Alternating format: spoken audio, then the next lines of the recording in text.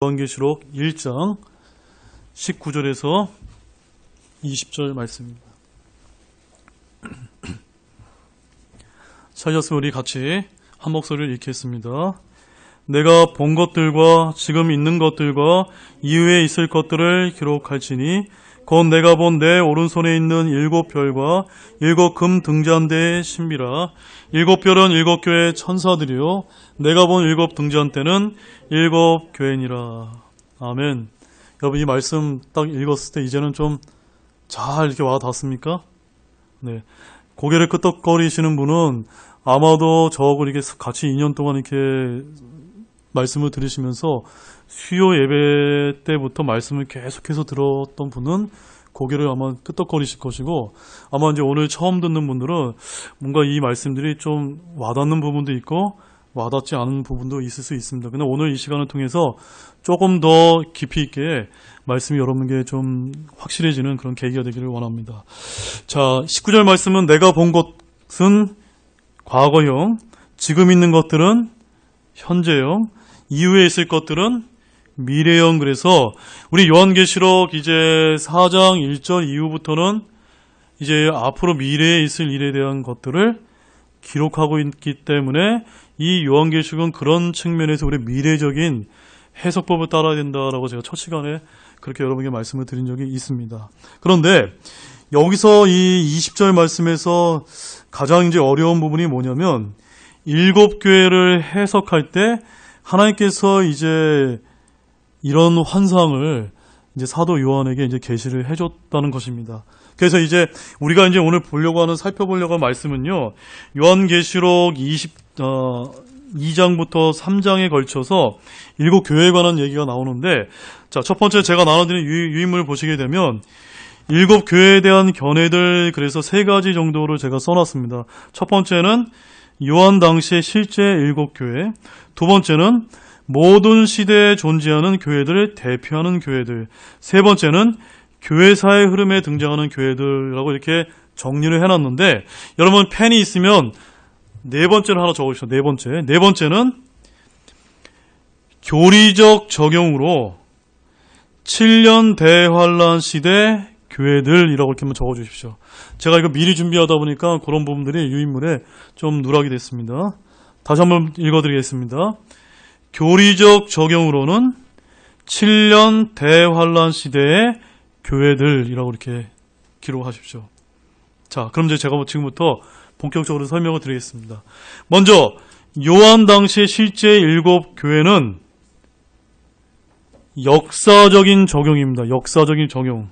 여러분, 제가 나눠드린 유인물 맨 마지막 페이지를 보십시오. 맨 마지막에 보면은 소아시아의 7교회의 위치라고 해서, 여기가 다 이 7교회 위치가 다 어디입니까? 바로 우리 터키 지역이거든요. 터키에 있었던 그 지역에 실제 있었던 교회들입니다. 그래서 이 7교회를 해석을 했을 때 바로 사도 요한이 실제로 살았었던 터키 지방에 분명히 존재했던 교회들이다라고 그렇게 해석하는 것이 어떤 방법입니까? 역사적인 적용입니다. 여기까지는 문제가 없습니다. 충분히 그렇게 해석할 수가 있죠. 그렇다면 2번과 3번은 옆에다 써놓으십시오. 영적인 적용. 그래서 우리가 이제 성경말 설교나 성경 공부를 할 때 요한계시록을 이렇게 가끔씩 제가 펼쳐드리게 되면 주로 어떤 적용을 많이 합니까? 영적인 적용을 많이 하자. 라우디아 교회라든가 필라델피아 교회라든가 그런 것을 우리 교회에 어떻게 우리가 적용하는 그런 문제들은 영적인 적용이라고, 얼마든지 하나님의 말씀이 우리에게 꾸짖음과 책망과 바로 교육하게 유익한 말씀이기 때문에 하나님의 모든 말씀을 우리에게 영적으로 적용할 수 있습니다. 그래서 이 두 번째와 세 번째는 뭘 뜻하냐면요,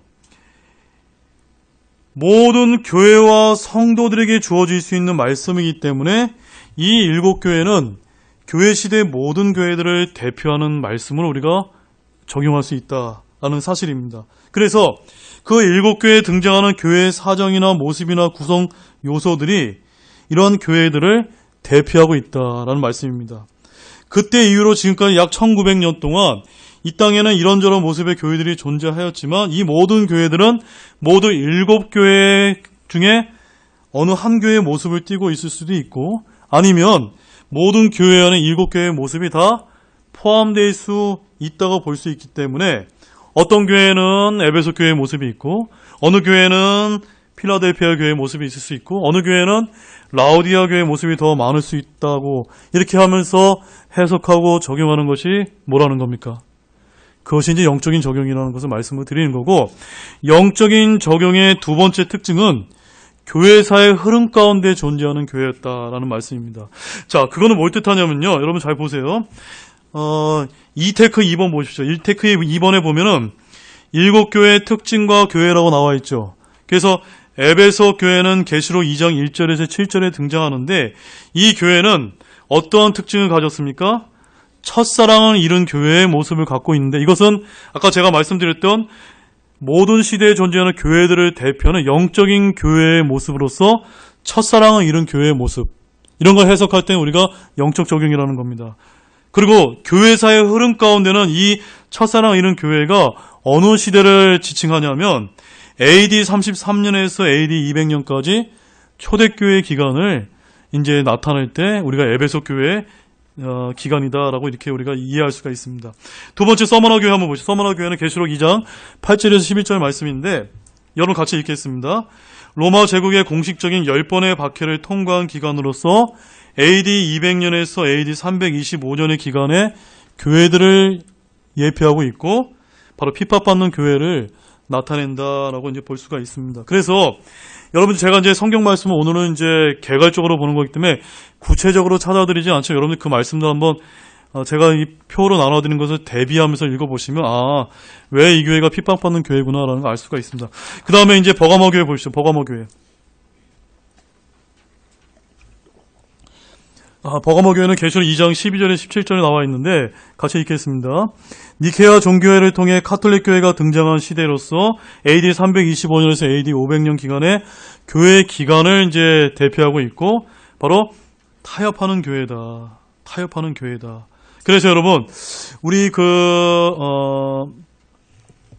거기까지가 이제 에베소 교회, 서머나 교회, 버가모 교회가 이제 등장을 하고 있고, 그 다음에 두아디라 교회와 사대 교회가 나와 있는데, 그 말씀도 한번 같이 한번 읽어볼까요?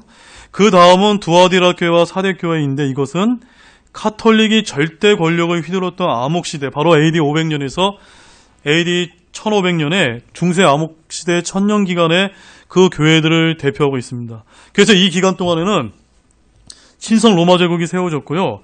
카톨릭의 십자군 전쟁이 있었고, 바로 교황들이 유럽의 왕들을 카톨릭의 권력하에 두기 위해서 싸웠던 기간으로 이제 상징되고 있습니다. 그래서 네 번째로 두아디라 교회는 어떤 특징을 갖고 있습니까? 부패한 교회다라는 것을 우리가 알 수가 있고, 사대 교회는요, 죽은 교회다. 그래서 계시록 3장 1절에서 3절 말씀을 보면 죽었도다. 우리 아까 오전에 읽어봤죠.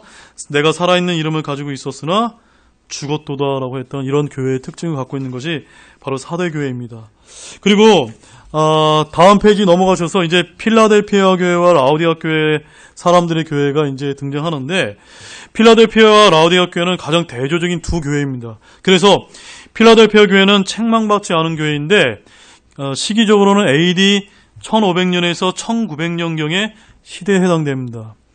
이 기간 중에 어떤 일이, 아주 중요한 일이 있었습니까, 여러분?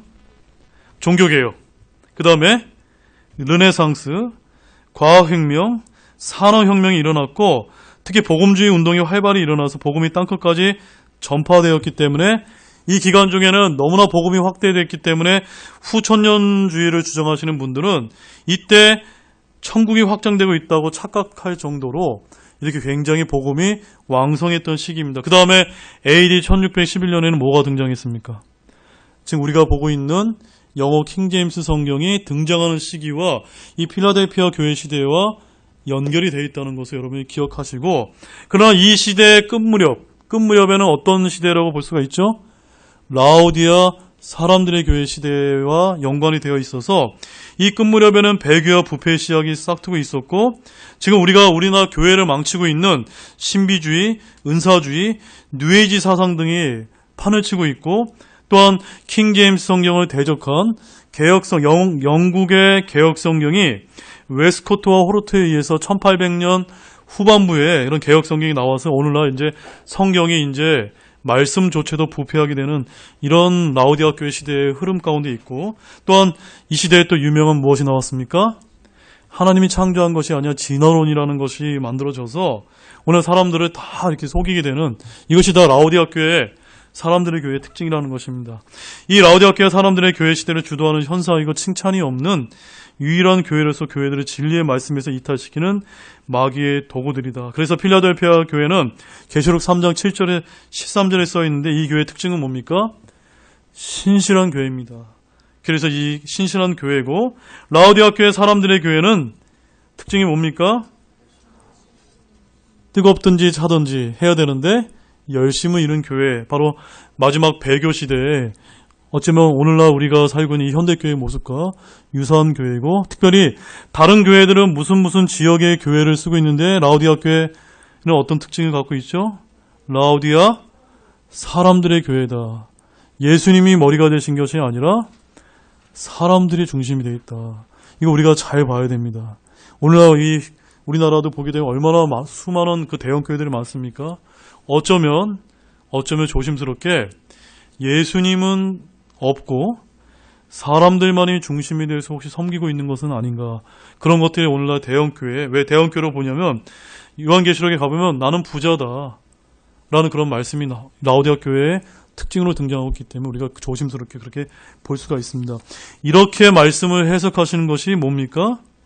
바로 일곱 교회에 관한 영적인 적용으로서 모든 시대에 존재하는 교회들을 대표하면서 교회사의 흐름 가운데 등장하는 교회들로서 우리가 이렇게 해석해 볼 수가 있습니다. 여기까지는 모든 교회들이 다 해석을 합니다. 그 다음에 마지막 네 번째가 뭐가 남았죠? 교리적 적용이 중요합니다. 교리적 적용. 역사적 적용, 영적 적용, 교리적 적용인데, 문제는 오늘날 많은 교회에서 이 일곱 교회의 교리적인 적용을 잘못하고 있기 때문에 이 요한계시록을 해석하는 데 어려움이 있다는 것이, 그것이 이제 두 번째 부분입니다. 두 번째, 교회에 대한 환상인데, 자, 첫 번째 이 일곱 교회를 해석할 때 두 가지 유의점은, 첫 번째는 한번 읽어보겠습니다. 첫 번째 유의점은 뭡니까? 교회 천사는 지역교회 목사를 말하는 것이 아닙니다. 자, 여러분 잘 보세요.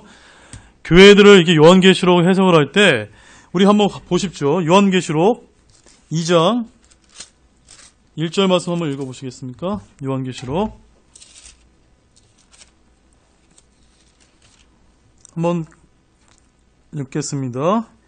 에베소 교회 천사들에게 써라. 근데 8장 8절도 보십시오. 서머나에 있는 교회에 천사들에게 써라. 12절 보십시오.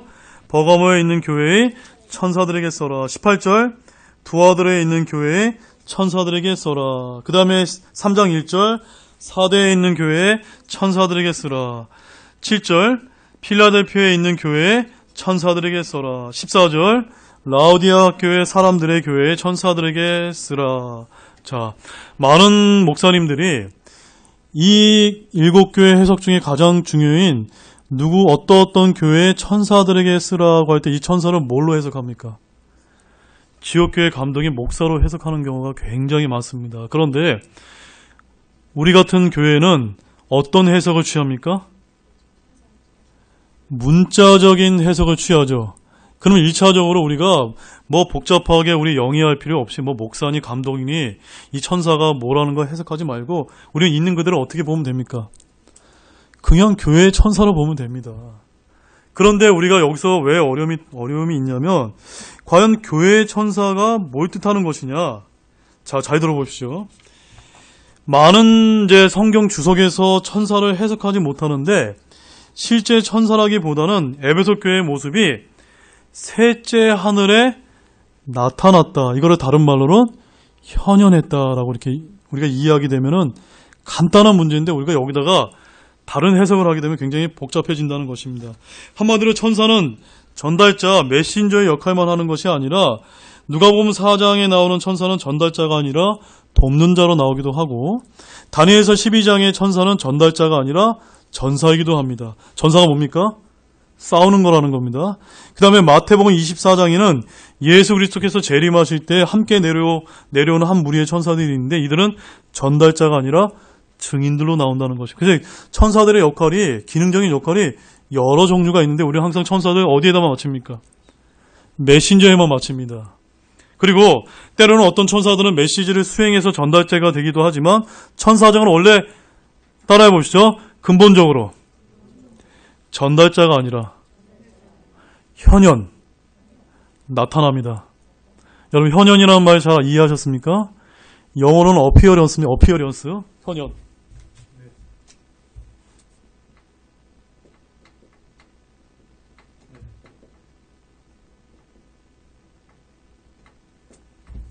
이 나타남 현현이라는 말이 뭘 뜻하냐면요. 하나님의 왕자 앞에 천사들의 모습으로 어떻게 있다는 겁니까? 나타나 있다. 지금 그거를 지금 뜻하고 있는 것입니다. 자, 마태복음 18장 10절 말씀 한번 보겠습니다. 마태복음 18장 10절.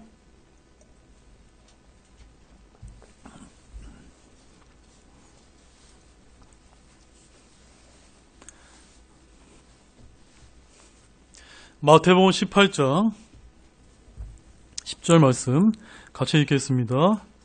너희가 이 작은 자들 중에 하나라도 없인 여기지 않도록 조심하라. 내가 너희에게 이르노니 하늘에서 그들의 천사들이 하늘에 계신 내 아버지의 얼굴을 항상 바라보니라. 이 마태복음 18장 10절 말씀 항상 우리가 실수하는 것이 뭐냐면 이 작은 자들이 누구죠? 우리 어린아이들을 얘기하는데 어린아이들에게는 수호 천사가 있어서 그 어린아이가 다치지 않도록 보호해주는 천사가 있다라고 이 말씀을 많이들 해석을 합니다. 근데 이 말씀 잘 봐야 됩니다. 잘 보십시오. 이 어린아이들에 관해서 예수님이 뭐라고 얘기하셨냐면 하늘에서 뭐라고 얘기하고 있죠? 그들의 천사들이 누구를 본다고요? 하늘에 계신 내 아버지의 얼굴을 본다. 그러니까 그 천사들이 지금 아이들 곁에서 보호하고 있는 것이 공간적으로 어디가 있습니까? 하나님 앞에 계시다니까요. 그러므로 각 사람에게는 그 사람을 대표하는 뭐가 있다는 겁니까? 하늘의 천사들이 있어서 하나님을 본다는 겁니다. 그러므로 오늘 이 말씀의 유추에서 요한계시록 2장과 3장에 나와 있는 어느 지역교회의 천사들이란 뭘 뜻하는 겁니까? 각 지역교회를 대표하는 하늘의 천사들이 나타나 있다 라고 이렇게 이해하게 되면 이것이 정확한 문자적인 해석이 된다는 것입니다. 이해하셨습니까? 그래서 오늘날 이 요한계시록 2장과 3장에 있는 각 7교회들은 바로 뭘 뜻하냐면 그 지역교회가 어떤 교회는 죽은 교회입니다. 어떤 교회는 신실한 교회입니다. 어떤 교회는 열심히 이룬 교회인데 그 모습이 어떻게 나타나 있답니까? 하나님 앞에서는 천사의 모습으로 그 영적인 상황이 대표되고 있다는 말씀입니다. 이해하셨죠? 그래서 하늘에서 아버지의 얼굴을 항상 뵙는 그들의 천사는 전달자가 아니라 현현입니다. 엄밀한 의미에서 마태복음 18장 10절의 어린아이들에 대한 언급은 그들을 지키는 천사가 이 땅에서 그들을 보살핀다는 뜻이 아니라 그들의 천사가 하늘에 있어서 그것들의 영적인 대표를 가지고 있다는 뜻입니다. 바로 다시 말해서 잘 기억하십시오. 이 땅의 모든 것, 교회가 됐든 어린아이가 됐든 구원받은 성도가 됐든 어떤 국가가 됐든 하늘에는 그것들의 영적인 대표로서 무엇이 있습니까? 천사들을 가지고 있다는 뜻입니다. 우리나라를 대표하는 천사도 있을 수 있습니다. 그래서 다니엘서에 가보면 미가엘을 향해서 하나님이 뭐라고 표현하셨냐면 이스라엘의 통치자다라고 얘기합니다. 통치자가 천사를 의미하는 다른 이름이거든요. 그래서 이렇게 계시록의 7교회의 천사들은 목사가 아니라 문자 그대로 7교회의 천사다라고 해석하면은 이거는 굉장히 쉬운 말씀이 됩니다. 즉 하늘에 계신 하나님께서 그분의 얼굴 앞에서 지상의 모든 지역교회를 대표하는 영적인 상황을 뭘 통해서 보고 계신 겁니까? 천사들의 모습을 통해서 보고 계시다라고 우리가 그렇게 이해를 하게 되면 쉬운 부분인데 여기다가 달리 영위하지 마십시오. 네. 우리는 문자적인 해석을 따릅니다. 두 번째 유의점 같이 읽겠습니다. 두 번째 유의점은 7교회의 교리적인 적용이 하는 것입니다. 교리적인 적용. 자, 여러분 한번 이제 저를 잠깐 봐주십시오. 앞으로 이제 우리는 예수님께서 공중에 재림하시게 되면은 저희들은 어떻게 되죠? 7년 대환란이 시작되기 전에 공중은 휴거되지 않습니까? 그럼 우리가 읽고 있던 이런 성경책, 제가 설교했던 이런 설교 자료들, 그 다음 그런 책들 다 이 땅에 남겨질 것입니다. 그러면 이 교회도 다 빈 공간이 될 것입니다. 그럼 이 땅에는 하나님 믿는 사람들이, 예수님 믿는 사람이 한 명도 없이 여기는 그야말로 정말 이 땅의 지옥과 같은 세상으로 변하게 될 것입니다. 그럼 그들은 어떻게 구원받습니까? 여기에 남겨져 있는 그런 특별히 이런 요한계시록, 그들이 이 땅에서 벌어지기는 옛날에 기똥령으로 많이 들었을 거예요. 곧 마지막 때 7년 대환란이 올 것이다. 여러 가지 재앙들이 올 것이다는 얘기를 많이 들었을 거 아닙니까? 그 가운데 뭔가 생각이 나서 성경을 들춰보는 사람들은 어디를 먼저 볼까요? 요한계시로 본다는 겁니다. 그래서 그 환란 시대 때 구원받는 일단의 무리들이 또 생겨나거든요. 근데 그들은 어떻게 구원받죠? 마태복음 24장 가보시죠. 마태복음 24장. 전에도 우리가 살펴봤죠? 24장 13절.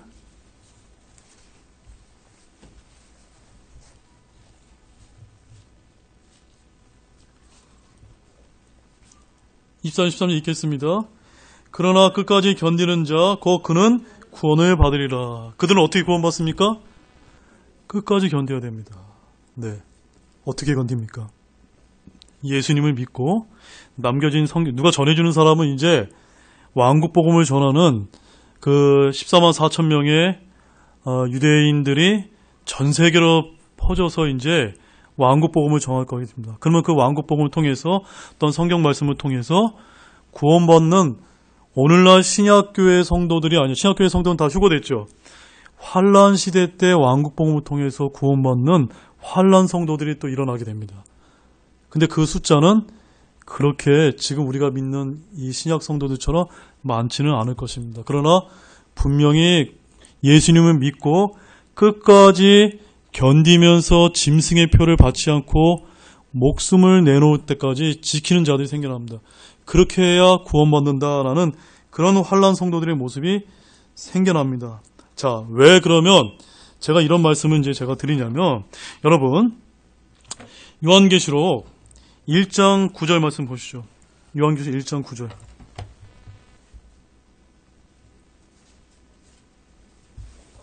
요한계시록 1장 9절. 거기 한번 같이 읽겠습니다. 나 요한은 또한 너의 형제요 환난과 예수 그리스도의 왕국과 인내에 동참하는 자라. 내가 하나님의 말씀과 예수 그리스도의 증언으로 인해 반모로 하는 섬에 있었노라. 지금 사도 요한의 포커스가 지금 우리 신약교회를 살아가고 있는 우리 교회 시대의 성도에게 맞춰진 것이 아니라 예수 그리스도의 왕국이라고 그래서 바로 천년왕국의 메시지를 선포하고 있습니다. 그 당시 환란 성도들에게는 자신들이 끝까지 견뎠을 때 어디에 들어가게 됩니까? 하늘의 왕국인 예수 그리스도의 왕국, 천년왕국에 들어가기 때문에 지금 여기서는 지금 왕국 복음을 이야기하고 있습니다. 그리고 요한계시록 2장 7절 말씀 보십시오. 요한계시록 2장 7절 말씀. 자, 여러분 제가 나눠드렸던 유인물 보시죠. 유인물 1페이지 에베소 교회에 대한 약속을 한번 보시죠. 약속. 자, 7교회의 특징 중에 에베소 교회는 칭찬과 위로가 있고 책망이 있고 교훈과 경고가 있는데 다 등장합니다. 그런데 약속이 나옵니다. 뭐로 기록되어 있습니까? 같이 읽겠습니다.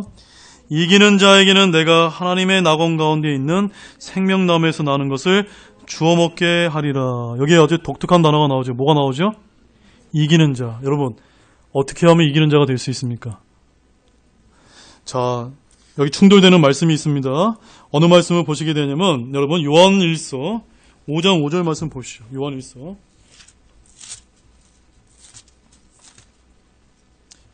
5장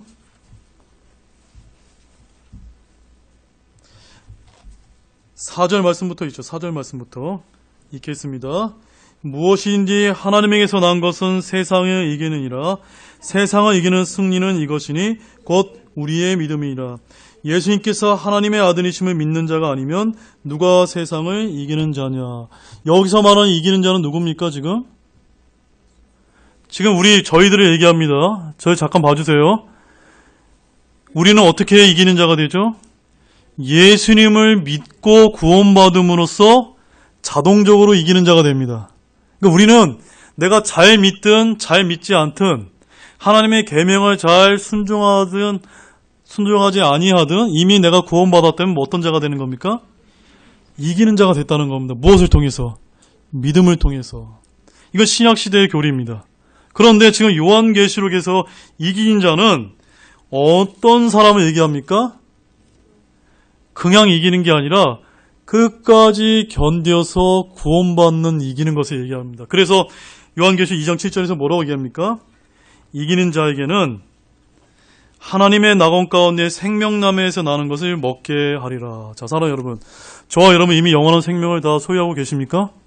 우리 이미 다 소유하고 있습니다. 그러나 7년 대환란 기간을 통과해서 저 천년왕국에 들어갈 사람들은 육신을 입고 들어가기 때문에 뭘 먹어야 됩니까?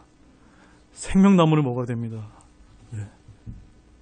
우리는 생명나무를 먹고 영생을 누리는 사람들이 아니라는 것만 여러분이 기억하시면 됩니다. 그래서 이 요한계시록 2장 7절 말씀은 우리 신약교회 성도들에게 적용되는 말씀이 아니라 누구요? 환란 시대에 예수님을 믿고 짐승의 표를 거부해 끝까지 견디는 이기는 자들에게 약속으로 주시는 말씀입니다. 그 다음에 서머나 교회 보시죠. 서머나 교회.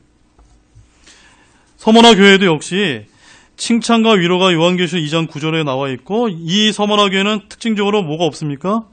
책망이 없습니다. 그리고 교훈과 경고가 나오고 또한 약속으로 이겼습니다. 이기는 자는 둘째 사망의 해를 입지 아니하리라. 자, 저와 여러분 이기는 자 맞습니까? 이 신약시대 이기는 자입니다. 그러나 우리는 이미 구원받았을 때 영원히 구원받았기 때문에 구원을 잃어버리지 않기 때문에 둘째 사망의 해를 입을 턱이 없죠. 그런데 이 환란 성도들은 이기는 자가 되지 아니하면 둘째 사망의 해를 입는 사람도 생긴다는 겁니다. 이해 가셨습니까? 네. 그래서 여기서 말하는 거는 환란 성도를 얘기합니다. 또한 뒤에 한번 가보시죠. 버가모 교회. 버가모 교회. 버가모 교회 역시도 요한계시록 2장 13절에 칭찬과 위로가 나오고 역시 여기도 책망이 없습니다. 그 다음에 교훈과 경고가 나오고 약속도 한번 읽어보겠습니다. 이기는 자에게는 내가 감추어준 만나를 주어 먹게 하고 또 흰 돌을 그에게 줄 터인데 그 돌에는 새 이름이 기록되어 있어 그 돌을 받는 자 외에는 아무도 그 이름을 알지 못하니라. 요한계시록 2장 17절 말씀. 여기에 이기는 자는 우리 신약시대에 저희들에게 하고 계신 말씀이 아니라 이 땅에 남겨질 사람들 7년 대환란이 남겨질 환란 성도들에게 지금 이기는 자라고 지금 약속해주고 계신 말씀입니다. 자, 두아교회를 보십시오. 두아교회에도 칭찬과 위로가 있고 책망이 있고 교훈과 경고가 있으며 약속으로서 요한계시록 2장 24절에서 28절에 약속이 주어져 있는데 26절 말씀을 읽겠습니다. 이기고 나의 행위를 끝까지 지키는 자에게는 내가 민족들을 다스릴 권능을 주려. 더욱더 분명해지죠, 여러분. 끝까지 어떻게 합니까? 지키는 자입니다. 견디는 자입니다. 자, 여러분. 끝까지 지킨다, 견딘다. 이것은 우리처럼 믿음으로 구원받는 것이 아니라 무엇을 얘기하는 겁니까? 행위군을 강조하는. 그래서 오늘날 여러분들이 그 신천지 이단이나 이런데 그 이만희 씨가 그 교주가 뭘 강조하냐면 요한계시록 말씀을 항상 이기는 자 강조합니다. 그래서 그가 뭘 강조하냐면 네가 이 신천지 교리를 받아들여서 어떤 행위를 하지 아니하면 너 14만 4천 명 지파에 내가 안 넣어줘. 그래서 사람들 많이 속이거든요. 그래서 그 신천지 이만희의 이기는 자 교리가 그 신천지의 핵심 교리입니다. 맞습니까? 틀립니까? 틀리죠. 이거는 우리 신약교회에게 주신 그런 교리의 말씀이 아니기 때문입니다. 그 다음에 사도교회도 보시죠. 사도교회는 칭찬과 위로가 있습니다. 책망도 있습니다. 교훈과 경고도 있습니다. 약속으로 요한계시록 3장 5절 읽겠습니다. 이기는 자고 그는 흰옷을 입을 것이요 내가 그의 이름을 생명책에서 지워버리지 아니하고 그의 이름은 내 아버지의 앞과 그분의 천사들 앞에서 시인하리라. 자, 사랑하는 여러분, 여러분은 이기는 자 맞습니까? 지금 오늘날 예수님을 믿고 구원받음으로 인해서 이 신약 시대에 이기는 자가 되었습니다. 그렇다면 여러분은 여러분의 이름은 생명책에서 지워집니까? 안 지워집니까? 안 지워져요. 그런데 환란 시대 때는요, 끝까지 견디지 못하면 그의 이름을 생명책에서 지워지는 일이 벌어질 수 있기 때문에 지금 이 4대 교회에게는 이기는 자가 되라. 견뎌라 이겁니다. 견뎌라. 이해가시죠? 이것이 바로 뭡니까? 이 요한계시록에 나와 있는 이 교회에 관한 약속의 말씀을 영적 교훈, 역사적 교훈, 적용 다 괜찮습니다. 근데 교리적으로 적용할 때는 특별히 어느 시대에다 포커스를 맞춰야 됩니까? 7년 대환란에 맞추지 않으면 이 해석이 바른 해석이 되지 않는다는 것입니다. 마찬가지로 필라델피아 교회 보겠습니다. 필라델피아 교회. 자, 필라델피아 교회와 라오디아 교회는 아주 우리가 잘 봐야 됩니다. 필라델피아 교회의 의미는 원래 형제 사랑이거든요.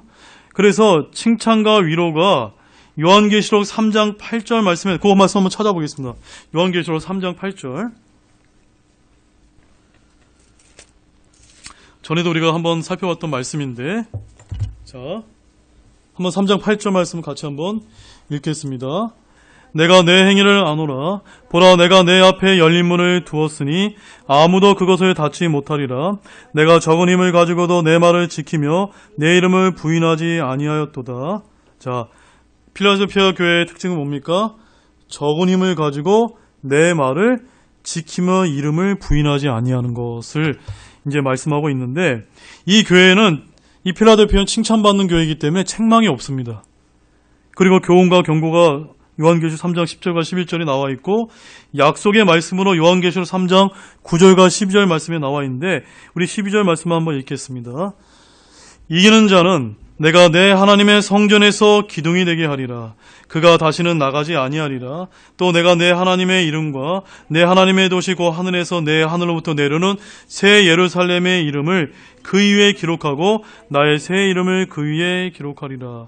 만약 이기는 자가 되지 못한다면요, 이름이 없다는 말씀입니다. 우리는요, 우리는 이것과 상관없이 이미 이 땅에서 예수님을 믿었을 때 이것이 다 끝난 문제입니다. 그러나 7년 환란에 들어간 그 환란 성도들에게는 정말로 이기는 자가 되어야 됩니다. 그래서 지금 우리가 왜 예수님께서 공중재림하시기 전에 왜 복음을 열심히 전해서 구원받도록 우리가 인도해야 되는 이유가 뭐냐면, 만약에 예수님이 오셨을 때 그들이 구원받지 못하면 이 환란 기간 동안은 끝까지 견뎌서 이기는 자가 되는 게 쉽습니까? 어렵다는 겁니다. 저도 자신이 없어요, 여러분. 네. 저도 자신이 없다는 겁니다. 그다음 마지막 라오디아 교회 사람들의 교회, 열심히 이룬 교회인데요. 이 교회는 다른 모든 7교회 중에서 아주 독특한 특징이 나옵니다. 뭐가 없습니까? 칭찬과 위로가 유일하게 없습니다. 이것이 지금 마지막 때, 오늘날 우리가 지금 라오디아 교회의 사람들의 교회 시대를 살고 있다고 하는데, 우리에게 지금 칭찬이 없습니다. 그리고 책망과 교훈과 경고가 하나님의 말씀이 등장하고 있고, 약속의 말씀으로 요한계시록 3장 21절 말씀 같이 읽겠습니다. 이기는 자에게는 나 역시 이긴 뒤에 내 아버지와 함께 그분의 왕자에 앉게 된 것 같이 나와 함께 내 왕자에 있는 것을 내가 허락하리라. 자, 이 말씀 이해하는 거 어렵습니까? 쉽습니까? 어렵지 아니하시죠? 자, 그러면 제가 말씀을 다시 한번 정리하겠습니다. 환란 시대에 교회가 모두 휴거되고 없는데 왜 그러면 요한계시록 1장부터 3장에 교회라는 명칭이 나오는 이유가 무엇일까요, 여러분? 교회라는 명칭이. 자, 여러분, 교회가 그리스어로 뭐라고 불리죠? 에클레시아. 그냥 말 그대로 불러내음을 받은 무리라는 것입니다. 그런데 우리는 어떤 교회죠? 내 교회입니다. 내 교회. 신약 교회를 얘기합니다. 저희들은 지금 예수님께서 십자가에서 부활승천하신 이후에 지금 예수님께서 공중재림하실 때까지의 그 내 교회라고 말씀하신 신약 교회를 살고 있습니다. 그런데 그 교회라고 하는 명칭은 우리 같이 예수님을 믿고 구원받은 신약 교회만을 뜻하는 것이 아니라 원래 교회라고 하는 사전적인 의미가 신약교회라고 하는 의미만 갖고 있는 것이 아니라 어떤 뜻이 있습니까? 그냥 사람들이 모여 있으면 그게 뭡니까? 그게 엄밀한 말해서 교회라는 뜻입니다.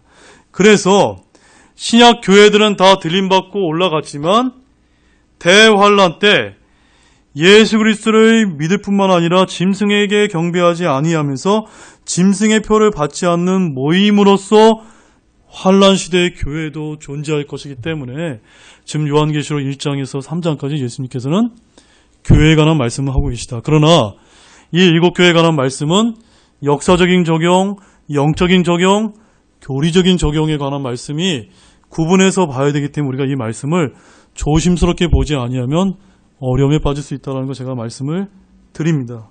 자, 그럼 여러분 다 정확하게 이해가 되셨습니까? 그렇다면 이제 여러분들이 요한계시록 2장부터 3장 말씀을 읽을 때 전혀 혼동이 없을 것이라 보고 마지막으로 제가 나눠드린 마지막 유인물 맨 마지막 페이지 7교회 요약 및 결론만 드리고 오늘 하나의 말씀을 마치도록 하겠습니다. 자, 에베소 교회는 어떤 교회입니까? 첫사랑을 이룬 교회로서 성직 계급체를 주창한 니골라당의 행위를 미화하는 겁니다. 자, 니골라당이 뭡니까? 성직 계급 체계를 얘기합니다. 오늘날 성경에는 어떠한 직급만 얘기하고 있죠? 목사와 장로와 감독이 같은 한 남자입니다. 그래서 목사와 집사만을 얘기하고 있는데 오늘날 교회 보면 어떻습니까? 목사 밑에 장로 있습니다. 장로 밑에 안수 집사 있으면 안수자 밑에 서리 집사 있습니다. 권사 있습니다. 권찰이 있습니다. 또 사찰이 있습니다. 이런 여러 가지 교회 안의 계급 체계 성경에 있습니까? 없습니까? 없죠. 이것을 성경에서 뭐라고 얘기하냐면 니골라당의 행위다. 바로 하나님께서 이 니골라당의 행위를 미워한다라고 말씀하고 있습니다. 서머나 교회는 핍박받는 교회 그러나 부유했습니다. 버가모 교회는 타협하는 교회로서 우상숭배와 음행과 니골라당의 교리를 여전히 또한 붙잡았습니다. 두아도야 교회는 부패한 교회로서 우상숭배와 음행을 용납을 했습니다. 사대 교회는 죽은 교회로서 살아있다는 이름만 갖고 있었고요. 필라델피아 교회는 신실한 교회이자 주님의 인내의 말을 지켰고 라오디아 교회는 열심을 이룬 교회로서 미지근하고 가련하고 눈멀고 벌거벗은 교회다라고 우리가 이렇게 7교회를 요약해보고 이제 결론을 낼 수가 있습니다. 사랑하는 여러분, 이 말씀을 정리하면서 오늘 이제 두 번째 시리즈로 말씀을 전해드렸는데 아마 오늘 제가 전해드린 말씀이 조금은 쉽지 않을 수도 있을 수도 있습니다. 그러나 저와 함께 하나님의 말씀을 살펴보면서 이 요한계시록의 말씀은 우리가 어떠한 관점을 가지고 말씀을 읽느냐에 따라서 굉장히 하늘과 땅으로 이렇게 여러 가지 해석이 나올 수 있기 때문에 중요한 것은 문자적으로 해석을 한다.